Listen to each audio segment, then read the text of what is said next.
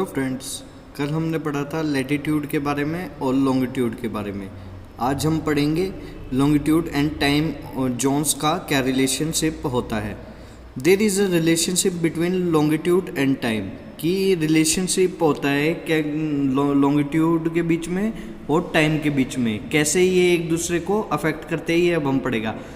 As the earth rotates, जैसे कि अर्थ घूमती हैं ऐसे every place has its sunrise, हर एक का अपना सनराइज होता है, सनसेट होता है और नून होता है, कि दोपहर होती है, सूरज उगता है और छिपता है। When the sun is at the highest point, जब सन हाईएस्ट पॉइंट पे होगा, इसका मतलब उस सरफेस पे, जैसे अर्थ का सरफेस है और सन यहाँ पे है, हाईएस्ट पॉइंट पे है, तो इन द स्काई, और स्काई में तो क्या होगा उस वक्त नून होगा। जब वो हाईएस्ट पॉइंट पे सन होता है सरफेस से, तो वो क्या होता है, नून का समय होता है, इसका मतलब दोपहर का समय होता है।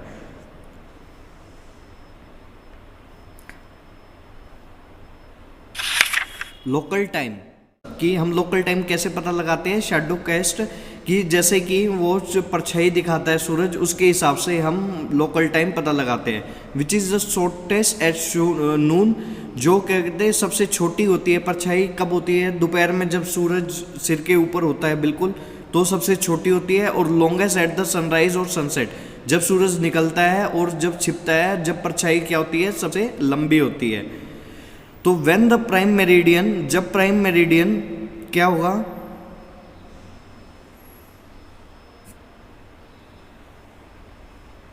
When the prime meridian of Greenwich has the sun at the highest point, जब प्राइम मेरिडियन पे सन हाईएस्ट पॉइंट पे होगा इन द स्काई, इसका मतलब नून के समय में, ऑन द प्लेसेस, जो वहाँ पे जितने भी जगह होगी अलोंग द मेरिडियन, मेरिडियन के साथ, विल हैव मिड डे और नून, वहाँ पे क्या चल रहा होगा, मिड डे या नून, इसका मतलब दोपहर का समय होगा।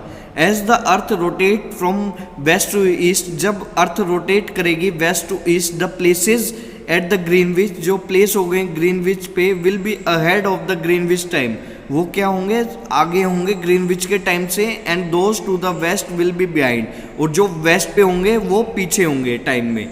इसका अर्थ ऐसे होगी, एक टाइम पे तो एक ही सरफेस सन को फेस करेगा ना, ये आगे वाला सन को फेस करेगा, और जो पीछे वाला रह गया है, जो बिहाइंड रह गया है, वो तो फेस नहीं करेगा। तो इसका मतलब, कहने का मतलब ये है, कुछ टाइम आगे होगा, जो अभी सन को फेस कर रहा है वो उसका समय आगे चल रहा होगा, जो बिहाइंड है उसका समय पीछे चल रहा होगा अभी। Upper the standard time, standard time क्या होता है, local time of the places which are on the different meridian, जो लोकल टाइम होता है अलग अलग जगह का, जो डिफरेंट मेरिडियन पे, इसका मतलब ये मेरिडियन हो गए अलग अलग मेरिडियन पे है, तो उनका क्या होगा, इज बाउंड टू डिफर, उन सब का टाइम पीरियड भी डिफर होगा। This will create problem for the people, और ये एक प्रॉब्लम क्रिएट कर देती है, मुश्किल क्रिएट कर देती है इंसानों के लिए। There are about 30 meridians of longitude passing through India, क्योंकि 30 मेरिडियन है जो इंडिया में से पास कर रहे हैं, 30 मेरिडियन है टोटल नंबर। तो this means India has 30 local times, तो इसका मतलब क्या हुआ, इंडिया के 30 लोकल टाइम होने चाहिए। टू अवॉइड कन्फ्यूज़न, तो कन्फ्यूज़न को अवॉइड करने के लिए local time of the central meridian, जो लोकल टाइम हमने एक सेंट्रल मेरिडियन का, जैसे ये सारे मेरिडियन हैं जो सेंटर में है, जैसे ये वाला सेंटर में है मेरिडियन, तो इसका टाइम हमने लोकल ले लिया, जिसको हम स्टैंडर्ड टाइम भी बोल देते हैं पूरी कंट्री के लिए। सम कंट्रीज लाइक रशिया, जैसे कि कुछ कंट्रीज है रशिया जैसे, have a great longitudinal extent, कि उनका जैसे अपना तो छोटा है कंट्री एरिया वाइज, रशिया है उसका बहुत बड़ा एरिया है, तो उसमें तो बहुत सारे लॉन्गिट्यूड्स जो होंगे वो क्रॉस कर रहे होंगे, तो क्या होगा, so they have adopted more than one standard time, तो उनके लिए क्या एक सॉल्यूशन बच गया कि उन्हें एक से ज़्यादा स्टैंडर्ड टाइम के मेरिडियन लेने पड़ते हैं। इंडियन स्टैंडर्ड टाइम, अब इंडियन स्टैंडर्ड टाइम क्या है, in India the longitude of 82.5 degree, जो इंडिया में 82.5 डिग्री का लॉन्गिट्यूड लिया जाता है, जो कहाँ से पास कर रहा है, इलाहाबाद से पास कर रहा है, इस considered at the standard meridian, ये क्या स्टैंडर्ड मेरिडियन कहा जाता है इसे, ये आपको याद रखना है। 82 डिग्री ईस्ट से पास कर रहा है, और किस लोकेशन से कर रहा है, इलाहाबाद से कर रहा है। when it is noon on this longitude, जब नून होगा इस लॉन्गिट्यूड पे, the time is taken as noon for the whole country, जब इस मेरिडियन पे जो हमारा इलाहाबाद से पास कर रहा है क्या ये 82 डिग्री एंड हाफ का है बच्चे ये। तो ये जब इलाहाबाद से पास करेगा, जो टाइम यहाँ इस मेरिडियन पे होगा वही हम पूरी कंट्री के लिए लेंगे। This is known as Indian standard time, और इसे इंडियन स्टैंडर्ड टाइम हम बोलते हैं।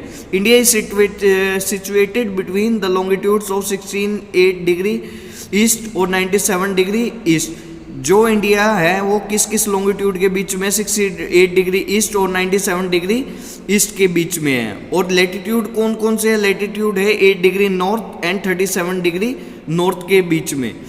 इंडिया है central position on the globe. India की जो पोजीशन है वो बिल्कुल सेंट्रल है, जो ग्लोब में है उसमें बिल्कुल सेंट्रल पोजीशन आती है। अब हमने ग्लोब के बारे में पढ़ा, टाइम पीरियड्स के बारे में पढ़ा, लैटिट्यूड लॉन्गिट्यूड्स के बारे में पढ़ा। अब हम पढ़ते हैं मैप्स के बारे में। मैप क्या होती है, मैंने बताया था आपको 2D प्रेजेंटेशन होती है पूरे वर्ल्ड की। तो map is a flat symbolic, 2D का मतलब फ्लैट सिंबॉलिक रिप्रेजेंटेशन है, इसका मतलब फ्लैट है, 3D में नहीं है ये, 2D में है। Of the earth of a part, ये वही है कि अर्थ की रिप्रेजेंटेशन है। हम पूरी अर्थ को 2D में कैसे एक पेपर पे कैसे रिप्रेजेंट करें उसे हम। The map comes from the origin of term map. जो मैप था वो कौन से वर्ड से, लैटिन वर्ड से आया है जो कि था मैपो। उसका मीनिंग क्या था, नैपकिन या कवर क्लॉथ की। इसका मतलब 2D था। नैपकिन आपने सुना होगा, नैपकिन जिसे पूछते हैं कवर क्लॉथ की, किसी पे कवर कर देते हैं, किसी भी चीज़ पे कवर करने के लिए क्लॉथ का यूज़ करते हैं, कपड़े का यूज़ करते हैं। तो मैप उसे कहा गया था, वहाँ से ये वर्ड हमारा मैप आया है।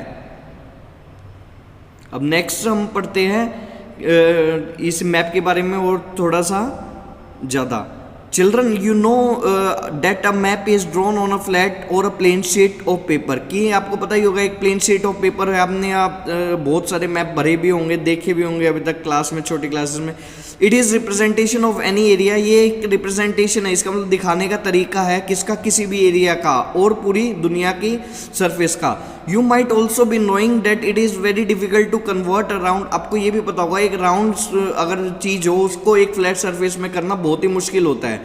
ट्राई टू फ्लैटन, आप एक एग्जांपल ले सकते हो, एक रबड़ बॉल लो और उसको हाफ कट कर लो, और तो उसको अगर खोलोगे तो आप क्या देखोगे, you will see the rubber of the ball is torn at the edges. जो एज थी उसकी क्या कहते हैं वो क्या हो गई है, कट गई है, इसका मतलब टूट गई है। और उसको खोलेंगे बॉल को तो ऐसा चीज़ आ जाएगी कि एक मैप की तरह एक रेक्टेंगल फॉर्म दिखने लगेगी आपको। तो द मैप दस, जो मैप है this is not an accurate representation of the earth. की एक एक्यूरेट रिप्रेजेंटेशन नहीं है अर्थ की। Still maps are very useful, but फिर भी ये बहुत ही हमारे लिए फायदेमंद है। We will use them more often than the globe.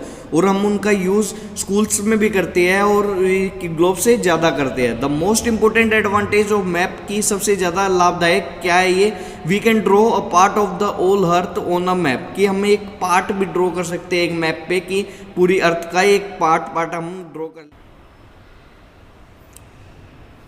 और उन मैप्स में हम बहुत सारी डिटेल्स शो कर सकते हैं। टाइप्स ऑफ मैप्स पढ़ते हैं अब students. Type of maps 3 type की होती है। पॉलिटिकल मैप होता है, फिजिकल मैप होता है, थीमेटिक मैप होता है। अब इनके मैं बारे में बताता हूँ। पॉलिटिकल मैप सबसे पहले करते हैं। पॉलिटिकल मैप क्या होता है, जो किसी भी कॉन्टिनेंट की या कंट्री, किसी भी देश की या स्टेट राज्य की, सिटी शहर की, या टाउन छोटे छोटे टाउन्स की, इसका मतलब मोहल्लों की बाउंड्रीज दिखाता हो उसे क्या बोलते हैं, पॉलिटिकल मैप बोलते हैं उसे हम। जैसे ये फर्स्ट एग्जांपल है ये पॉलिटिकल मैप्स का, जैसे कि इंडिया के पॉलिटिकल मैप दिखा रखा है। इसमें इंडिया के पॉलिटिकल मैप में क्या दिखा रखा है, सब स्टेट्स की बाउंड्रीज दिखा रखी है। पूरे इंडिया की भी बाउंड्री ले रखी है और सभी स्टेट्स की बाउंड्री भी दिखा रखी है। अब सेकंड पे चलते हैं। सेकंड क्या होता है, फिजिकल मैप, जिसमें फिजिकल फीचर्स दिखा रखे हो। फिजिकल फीचर कैसे होते हैं, जैसे कि माउंटेन दिखा रखे हो, माउंटेन्स क्या क्या है कंट्री में, रिवर्स दिखा रखे हो, प्लेन्स दिखा रखे हो, तो इसे फिजिकल मैप कहते हैं। फिजिकल मैप का एग्जांपल आप नीचे देख सकते हो, ये रहा फिजिकल मैप का एग्जांपल। इसमें देखो सारे रिवर्स दिखा रखे, रिवर कहाँ कहाँ बह रही है, कहाँ से कहाँ तक बह रही है, और हिमालयाज वगैरह, माउंटेन्स वगैरह सब कुछ फिजिकल फीचर्स बस दिखा रखे हैं। इसमें बाउंड्रीज नहीं दिखा रखी है किसी भी स्टेट की या कंट्री की। अब तीसरे होते हैं थीमेटिक मैप। ये हमारे थीमेटिकल मैप होते हैं कि किसी स्पेसिफिक इंफॉर्मेशन हमने कुछ कलेक्ट करनी है, तो एक बस पर्टिकुलर रीजन के लेना उसमें और उससे कुछ इंफॉर्मेशन कलेक्ट करना। जैसे ये थीमेटिकल मैप के पहला एग्जांपल है रेनफॉल के बेसिस पे, कि हर एक रीजन में अलग अलग तरह का रेनफॉल होता है, तो इसे बोलते हैं हम रेनफॉल मैप्स। अब जैसे सेकंड हमने अभी पढ़ा भी था कि पॉपुलेशन के बेस पे।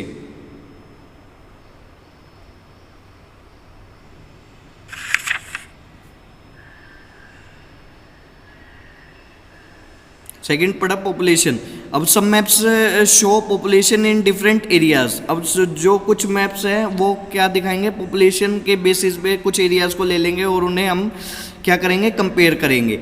अब तीसरा आ जाता है क्रॉप ग्रोन मैप की। क्रॉप ग्रोन भी मैप करते हैं हम, कि आपने क्लासेस में भरे भी होंगे, नहीं तो इस क्लासेस में मैं आपको भरवाऊंगा क्रॉप ग्रोन की कौन से पार्ट में कौन सी क्रॉप ज़्यादा ग्रो होती है, तो उस हिसाब से उसको कलरिंग करना या अलग अलग तरह से शेडिंग करना, इन्हें क्रॉप ग्रोन मैप होते हैं। और इसी तरह हम थीमेटिक मैप्स, इसका मतलब और भी कोई इन्फॉर्मेशन किसी रिगार्डिंग से निकालनी हो तो उसके लिए भी थीमेटिक मैप्स हम यूज़ कर सकते हैं। Thank you.